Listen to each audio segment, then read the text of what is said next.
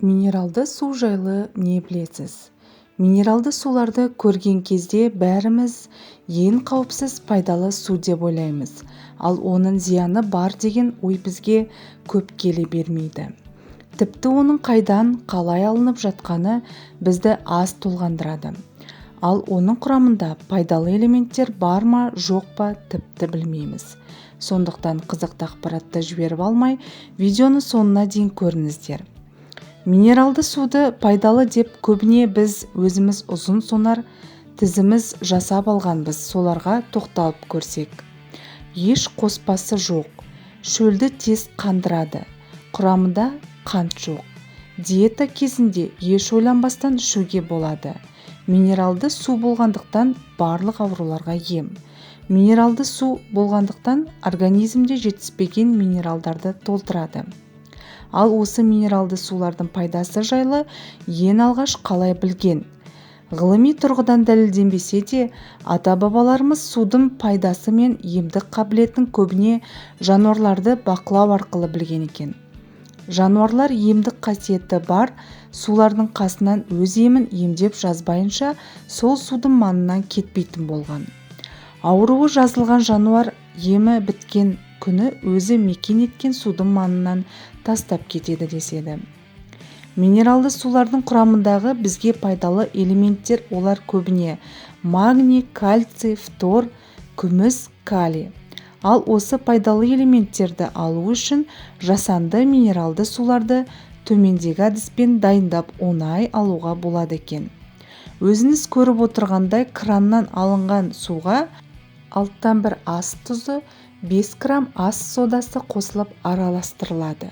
Бұлай дайындалған сулар көбіне Ессентуки және Боржоми емдік минералды суларының дәмін береді.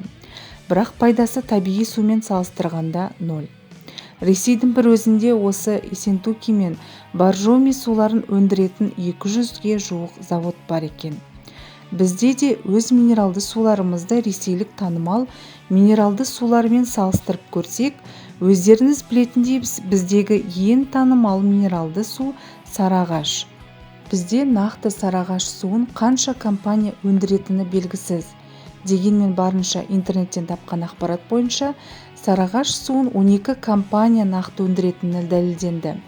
Негізінен минералды су тау жыныстарының шоғырланған жерінен терең скважина арқылы алынуы керек.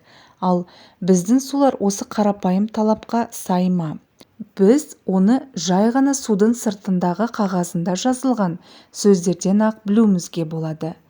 Кең таралған өнім ретінде Алекс компаниясы өндіретін сарыағаш суы сапалы деуге негіз бар. Мемлекеттік талаптарға сай, судың қандай скважинадан алынғаны жазып қойған. Минералды судың шыққан күні 12 ай ғана сақтау керектігін көрсетілген. Егер тек емдік минералды су болса, онда сақтау мерзімі 6 ай ғана деп көрсетілуі тиіс.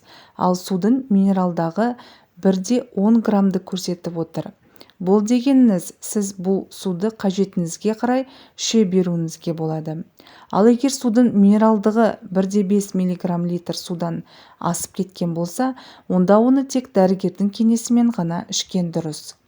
Минералды суды таңдаған кезде мына кеңестерге назар аударыңыз.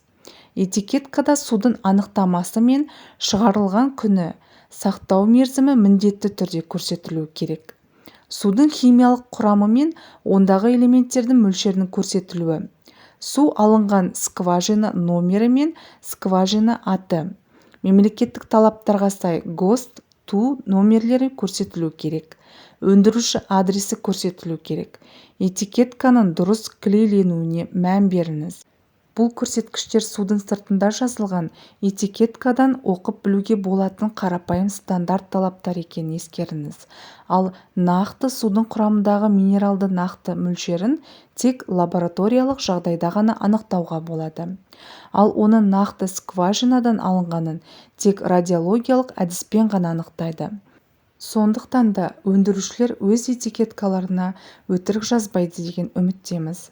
Ал егер енді краннан құйып алды деген күннің өзінде белсендірілген көмір фильтрациясынан өткізеді деген үлкен үмітіміз бар. Минералды су артезина суы болмай шықса, не бағана айтылған жолмен өндірілген болса, сіздің денсаулығыңызға мынандай ауыртпалықтар әкеліп соғады. Бүйрегіңізге және бауырыңызға тас жиналуына. Алкогольді өнім ішкеннен кейін кейбір элементтер арақ құрамымен реакцияға түсіп, сізге кері әсер беруі мүмкін. Құрамында көмір, қышқыл газ, радон элементтері болса, ол адам организміне зиян. Ішек жұмыстарының нашарлауы, асқазан қышқылының көп бөлуіне әкеліп соғады. Қандай минералды су болмасын, тексерістен өткенін және дәрігер кеңесімен пайдаланған дұрыс. Артық су мөлшері сіздің бүйрегіңіз бен бауырыңызға тастың тез жиналуына әсер ететінін ұмытпаған дұрыс. Ресейдің танымал дәрігері Елена Малышева өз бағдарламасында адамға күнделікті 2 литр судың зияндығын дәлелдеген болатын. Сондықтан тым көп су пайдалану зиян екенін ұмытпаңыз.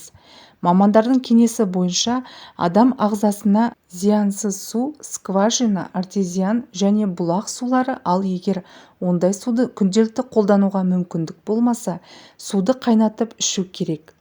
Суды қайнатқан кезде құрамындағы минералдар өзіміз білетіндей қақ болып шәугімге байланады. Ең басты не ішсек те деніміз сау болсын. Құрметті достар, видео ұнаған болса, лайк басып каналға тіркеліп, қоңыраушаны басуды ұмытпаңыздар. Сіздердің оп-оңай болмашы әрекетіңіз бізді жаңа әрі пайдалы видео шығаруға шабыттандырады. Келесі кезекте қандай видео көргіңіз келетіні жөнінде комментарийге жаза кетіңіз. Аман, сау болыңыздар.